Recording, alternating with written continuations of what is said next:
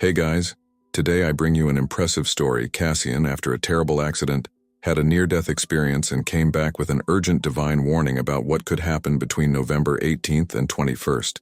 What he saw on the other side is something that will shake his beliefs and change his outlook on the future. So leave your like, subscribe to the channel and activate the bell so you don't miss this transformative revelation. It was an ordinary autumn afternoon in Portland, Oregon. The sky was cloudy, the air thick with the smell of dry leaves.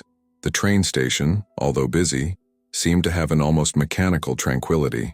People hurrying, rhythmic footsteps, voices in the background mixed with the sound of the metal of the tracks. "See you soon, Cassian," cried Alara, leaning out the carriage window. Your smile was the only thing that brightened the gray day. I ran alongside the train as it started to move, wanting to prolong the farewell. A silly distraction. Suddenly, I felt my coat pull. The fabric got caught in the train door. What started as a carefree smile turned into a wave of panic. "Alara!" I screamed, but the sound of my name was already drowned out by the roar of the engine. I was dragged. Gravity seemed to lose all meaning as the world spun in a blur of concrete, metal, and indistinct colors. The rocks on the trail cut into my skin, and the impact of the iron seemed to reverberate throughout my body. The pain was excruciating, but the fear was even greater. I tried desperately to loosen my coat, but my strength dissipated with every second. "Stop the train! For God's sake, stop the train!" Alara screamed from inside the carriage, banging on the door hard, her words filled with terror. People crowded around, but no one knew what to do. Finally, someone pulled the emergency lever, and the train began to slow, but not before I was thrown violently between the tracks. My body stopped in an impossible position. There was blood, a lot of blood. The pain was like thunder pulsing from each extremity. But strangely, I didn't feel like I was about to die. I was conscious enough to hear Alara's screams and the frantic movement around me. The paramedics arrived quickly, their professional voices a contrast to the chaos. "He's alive. Blood pressure stable, but he needs urgent surgery," I heard one of them say, while another pressed something against my arm to stop the bleeding. It was at that moment that things started to get strange. As my body was carried into the ambulance, I felt a strange sensation of weightlessness, as if I were floating, leaving everything behind. The movement around me was frantic, the sounds of the paramedics mixed with the hum of the ambulance engine. The smell of blood and antiseptic seemed stronger by the second. However, something inside me began to change. The pain, once unbearable, seemed to slowly dissolve, as if someone were turning down the volume of a blaring song. Suddenly, I felt a shift. It was as if my body was a heavy coat that I could finally take off. The pain was completely gone, and for the first time in years, I felt indescribable relief. When I opened my eyes, or at least that's what I thought I did, I saw something that took my breath away. It was floating. I could see my bloodied body lying on the stretcher, surrounded by doctors and nurses. One of the paramedics, a tall man with a gray beard, leaned over me. "He's losing a lot of pressure. Quickly, stabilize him," he shouted. His voice seemed to echo in a distant tunnel, as if I were listening from somewhere else. I tried to speak, but there was no sound. I tried to move, but I had no body. Still, the feeling was not one of panic. On the contrary, it was a kind of calm I had never known. Looking down at myself was surreal. I knew that body was mine, but it didn't seem that important to me. There was a freedom to it, a lightness that was almost euphoric. The environment began to change. The light in the emergency room grew dimmer, as if it were being swallowed by dim light. It wasn't scary, but welcoming, like an invisible hug. Little dots of light began to appear in the darkness. They pulsed gently, changing colors: amber, green, yellow, and red. Each pulse felt synchronized with something inside me, like a universal heartbeat. It was then that I realized I was no longer alone. Something, or someone, was guiding me. It was not a physical force, but a presence, an energy that seemed to say, "Trust me." Without resistance, I let myself be carried away. The light around me intensified, and the darkness began to transform into something different. A vast and infinite space began to open up before me, as I felt like I was about to cross over to another place. The transition was as smooth as crossing the surface of a calm lake. One moment I was floating in the dim light full of lights, and the next moment I found myself in a completely new place, indescribable in earthly terms. The space was vast, infinite, but at the same time, intimately welcoming. The colors around me pulsed with a life of their own, not just yellow, green, or blue, but shades that seemed to contain feelings and meanings. It was as if the very fabric of the universe was alive. Beneath my feet, or at least where my body should have been, was something like smooth stone, cold and solid, but it also seemed to vibrate with energy. Looking down, I realized I was lying on an altar. It was not an altar like the religious ones we know, but something ancient, wrapped in a shimmering blue fabric that seemed to radiate warmth and comfort. Despite what had just happened, my injuries were gone. There was no pain, no tiredness, just a feeling of absolute peace. As I tried to understand where I was, something began to move around me.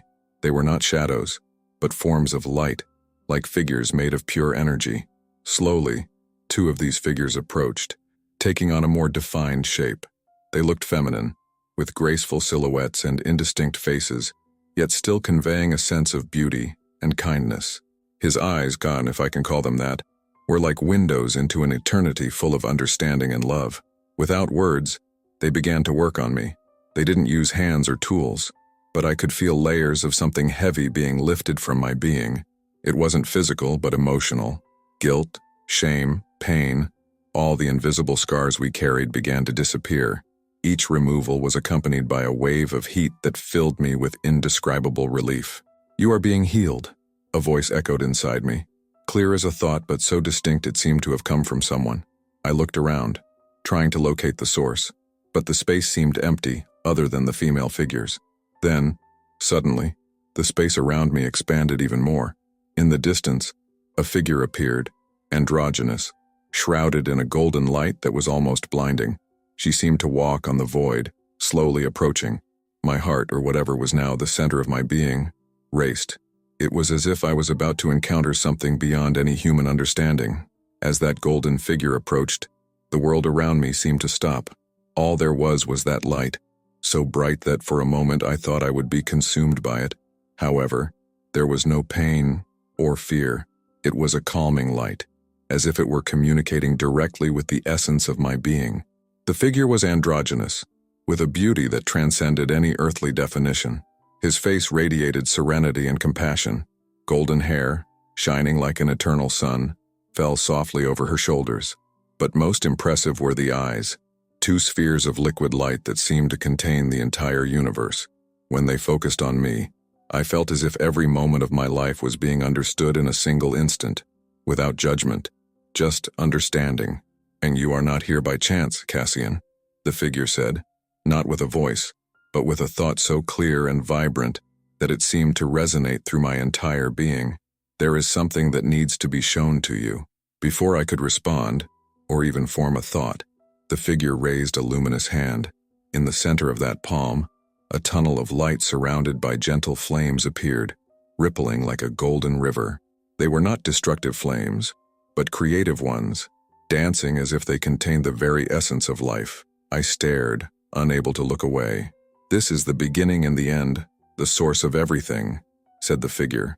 "What you call God is not an isolated being, but the force that sustains all creation, pure love, absolute unity."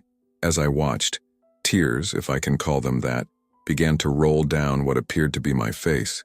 It was a truth so simple and powerful that it went through me like a bolt of lightning. I felt completely connected to everything and everyone. There was no separation. The entire universe was a single pulsating organism of love and light. Suddenly the view changed. The tunnel began to pulse with more intense energy, and within it, images began to form. I saw planet Earth, surrounded by a dense, dark fog, which seemed to spread and suffocate everything around it. "Between November 18th and 21st, dense energies will cover the planet," explained the Guardian. "It will be a testing time, when humanity will need to rise. Meditations, prayers, and acts of kindness will be the key to dispelling this darkness. You must take this message to the world." The responsibility of this revelation fell upon me like a weight and a privilege at the same time. "But why me?" I asked, my voice, or thought, shaking with disbelief. "Because you were chosen," the figure replied. his gaze piercing but filled with love. You are a bridge between what you saw here and those who cannot yet see it. Before I could say more, the surrounding light began to shine brightly, swallowing me completely. The next moment would be my journey back to reality. The light that surrounded me began to pulse stronger, like a wave preparing to retreat. I felt an intense tug, as if something was calling me back, but I didn't want to go. The peace, the clarity, the unconditional love of that place were so deep that leaving it felt like an act of violence. "You must return," said the guardian of light, his voice sounding like gentle thunder, echoing through me. "There is more you need to do. Your journey doesn't end here." Before I could protest, I felt an uncontrollable force pulling me away from the altar and the divine light. The colors around me began to fade, and the welcoming warmth was slowly replaced by a familiar sensation. Pain. The physical pain of my mutilated body. It was like being plunged back into a tight, heavy cocoon. My vision returned in flashes. The hospital ceiling, the cold glow of fluorescent lights, confused and anxious faces all around me. A heart monitor beeped rhythmically, each sound a cruel reminder that I was back. I tried to speak, but my throat was dry. I tried to move my arms, but the pain was unbearable. "He's coming back. Pressure stabilized," I heard a male voice say. I recognized the gray-bearded doctor who had treated me in the ambulance. His expression was one of relief mixed with surprise, as if he hadn't expected me to survive. Cassian, can you hear me?" A soft, familiar voice cut through the noise. Ilara was there, holding my hand tightly.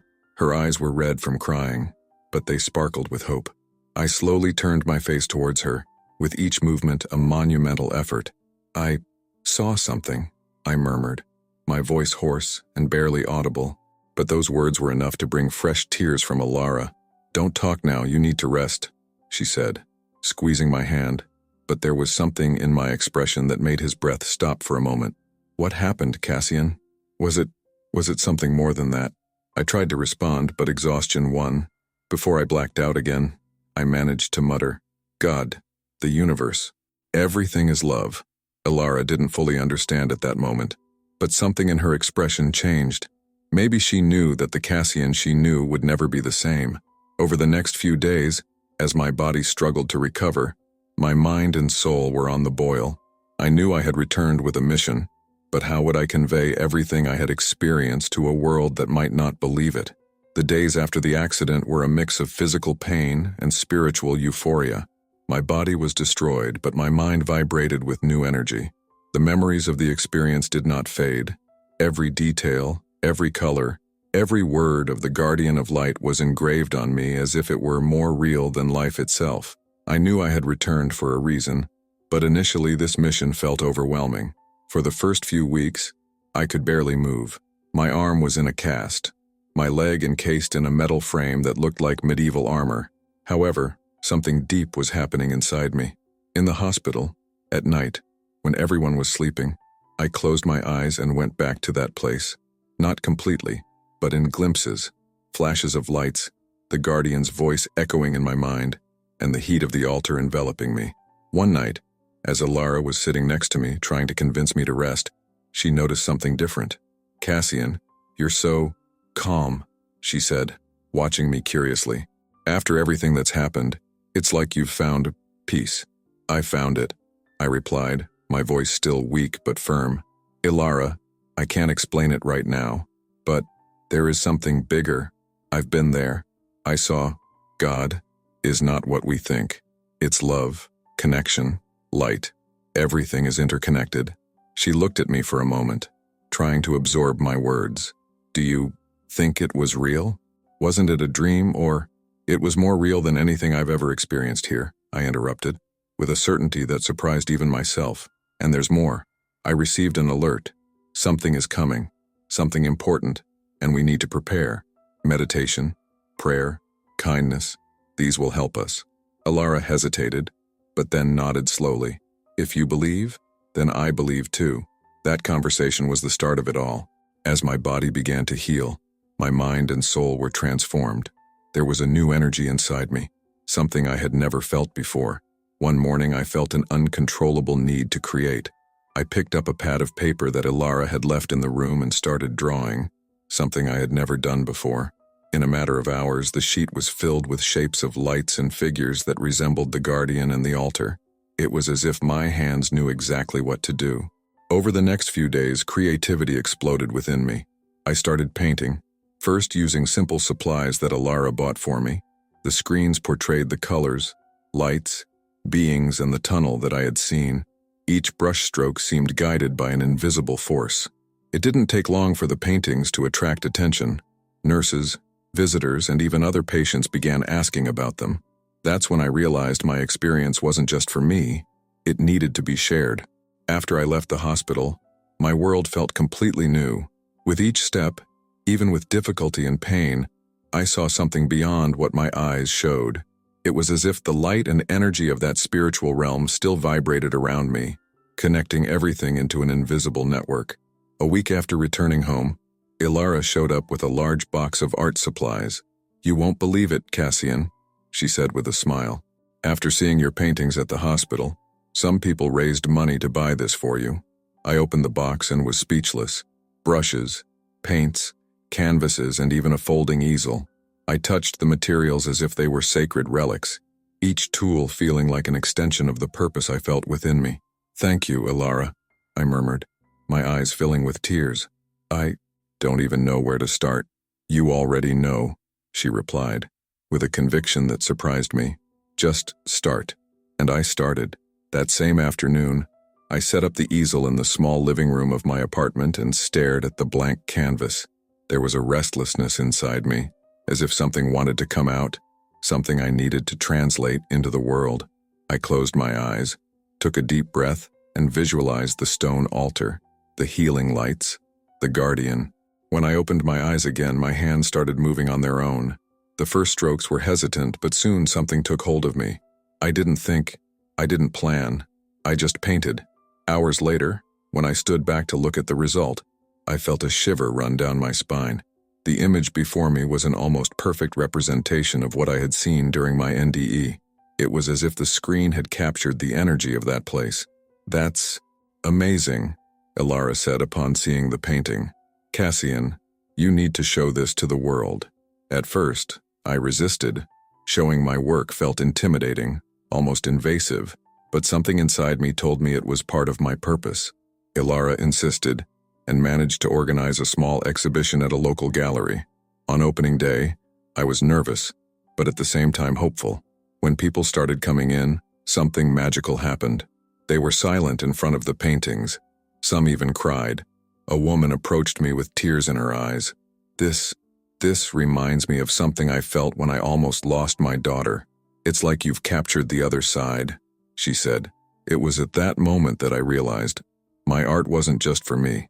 She was a bridge between what I had experienced and what other people needed to feel.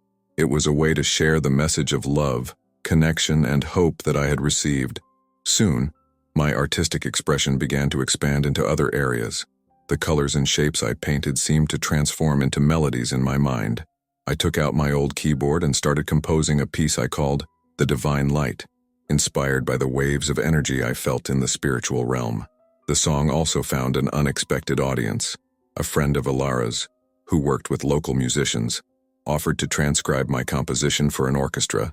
A few months later, I watched a performance of my music in a small concert hall, tears in my eyes as the notes filled the space with the energy I had felt at the altar. My art, music, and words began to reach people I never imagined touching. It was the beginning of a bigger journey, taking my message to the world in a way that could make a difference. As my paintings and music began to find an audience, an idea began to take shape in my mind, to tell my story, not just through art, but in words, detailing what I experienced and the messages I received during my experience. It was a scary thought. I had never been good with words. In fact, I had dyslexia since I was little, and writing had always been a struggle. But the urgency inside me was stronger than any fear. I started with small notes, scribbling in a notebook that Alara had left on my desk. The first pages were confusing, full of disjointed sentences and errors, but they served to break the ice. As the words flowed, I felt the same energy that drove my painting and music. It wasn't just me writing. It was like something bigger was guiding me. "You're going to write a book, aren't you?" Ilara asked one night as she saw me scribbling frantically. I don't know if I can call this a book yet, I replied, without looking up from the page. But I feel like I need to get this out. Not only can you should, she said, with an encouraging smile. Your story is important, Cassian, more than you know. With Ilara's support and the strength that came from spiritual experience, I continued. I spent days and nights immersed in the memories of what I experienced. I relived the accident, the moment I left my body, the altar, the lights, the guardian, and, of course, the message about the critical period between November 18th and 21st. Writing was a cathartic process. Each word seemed to release a part of me that still carried trauma and fear. When I finished the manuscript, I titled it, Light Between Worlds. The title reflected exactly what I felt during my NDE, as if I had crossed the border between two realities. Publishing the book was another challenge. I sent copies to several publishers, and most of them turned it down. It's interesting, but stories like this are a hard sell, the rejection letters said. I was about to give up when I got an email from a small independent publisher. We are interested, the message said. The book was released the following year in 2008, without much expectation. However, something unexpected happened. The word started to spread. People who read the book shared their own spiritual experiences, connecting deeply with the message. Sales grew slowly, then exponentially, then Light Between Worlds. It was being translated into other languages and reaching readers around the world. The impact was immense. I received letters, emails, and even visits from people who said my story had changed their lives. Many shared that they started meditating or reconnecting with their spirituality because of the book. It was the beginning of a movement that I never imagined leading. From then on, I was invited to podcasts, interviews, and conferences. Each time, I repeated the same message. Love and connection are the forces that sustain the universe, and change begins with each of us. My mission was clear, and the book became one of the most powerful ways to share it. But there was still more work to be done. As my message spread across the world through art, music, and words, the experience I lived continued to shape every aspect of my life. Even with unexpected success, I always felt that my role was that of a messenger, not a protagonist. I was just a vehicle for something much bigger, something that transcends individuality. The biggest lesson I learned during my near-death experience was the importance of the present moment. In the spiritual realm, there was no time, at least not as we understand it here. Past, present, and future were parts of a single, continuous flow. When I returned to my body, I realized how much, in life, we are stuck with regrets about the past or anxieties about the future, failing to live fully in the now. I remember a specific moment that cemented this lesson. During an interview for a spiritual podcast, the host asked me, "If you could summarize what you learned in one sentence, what would it be?" I thought for a moment and replied, "The present moment is where God dwells. When we are completely in the now, we are connected to Source." The simplicity of this idea was powerful, and I realized it was something I needed to be constantly reminded of, not just by other people, but by myself. Living in the present is not easy in a world that constantly demands that we worry about tomorrow, or blame ourselves for yesterday. However, it is in the now that we find peace. Another profound lesson was the interconnectedness of all things. During my NDE, I felt that everything in the universe, every human being, every plant, every star, was connected by an energy of love. This universal connection meant that our actions, no matter how small, have an impact. A smile, a kind word, or even a silent prayer can resonate in ways we never imagine. On several occasions, people who read my book or listen to my interviews told me that they began to pay more attention to their daily actions. One woman wrote to me, "After reading your book, I realized how indifferently I treated the people around me. I decided to change. Now I always try to bring a little light to someone's day, even if it's something small." These moments showed me that my mission was coming to fruition. It wasn't about fame or recognition, but about the impact small changes could have on the world. Ultimately, the most urgent message I received from the Guardian of Light, the warning about the critical period between November 18th and 21st, became a cornerstone of what I share. I explained that these days were a call to humanity to reconnect with spirituality, raise their vibration through meditation and acts of kindness, and resist dense energies that could cause confusion and suffering. Each year, I organize community events during this period, encouraging collective meditations and reflections. The response has been incredible. Thousands of people around the world participate, and many report feeling a palpable shift in the energy around them. These lessons not only changed my life, but they also created a movement, a wave of light that spreads further and further. My journey is far from over, and every day is an opportunity to continue learning and sharing. Over the years, I realized that my story had transcended the personal sphere and reached something much greater, a global movement of spiritual transformation. My art, music, and book were not just expressions of the experience I lived, but catalysts for others to connect their own journeys to the lessons I brought back on the other side. The impact began to expand in waves. After the release of Light Between Worlds, readers began sharing their own near-death experiences, spiritual encounters, and moments of awakening. The book became the subject of reading clubs, studies in religious groups, and even university courses that explored spirituality and the NDE phenomenon. It was surreal to hear from people from Japan, Brazil, South Africa, and other corners of the world who said, "Your story resonated with me. She changed the way I see life." Art also began to have a life of its own. Some of my paintings were exhibited in larger galleries and eventually museums. One piece in particular, titled The Blue Altar, has become iconic, with critics describing it as a window into the divine. Seeing crowds gather in front of the painting, often in reverent silence, showed me the power it had to touch something deep within people. My music, in turn, found space in orchestras around the world. The play The Divine Light, it was performed in major theaters, and on a special occasion, at an interfaith event at the UN, where leaders of diverse faiths came together to promote global peace. Sitting in the audience, listening to the orchestra fill the space with notes that came from my experience, I felt tears run down my face. It was as if that sound was an echo of the universal love I felt during my NDE. Between November 18th and 21st of each year, the impact became even more visible. The global meditations I started on a small scale have grown exponentially. With the help of social media and live streaming, millions of people around the world now participate, creating a collective vibration of peace and spiritual upliftment. These days have become a symbol of renewal, hope, and unity. I remember one event in particular, in 2018, when a child came on stage during a conference I was leading. She was no more than 10 years old, holding a small painting she had made. "You inspired me," she said, with a shy smile. "I painted this because I also want to spread light." The painting showed a child's version of the altar I had described so much, surrounded by stars. It was at that moment that I realized that my legacy was not just what I did, but what other people did with what I had shared.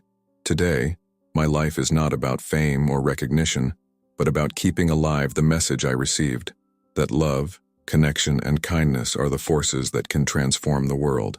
I continue painting, composing, and writing. Each work I produce is a reminder of the altar, the guardian, and the calling I was given. My mission is not just to live my experience, but to inspire other people to live theirs. As I look to the future, I know my work doesn't end with me. The seeds I planted, in words, colors, and melodies, will continue to grow and blossom in hearts I don't even know. And that, more than anything, is the true legacy. If you liked this beautiful spiritual testimony, leave a like, comment on your impressions, subscribe to the channel, and don't forget to activate the notification bell to watch each new video and help us spread this message to a greater number of people. Until next time.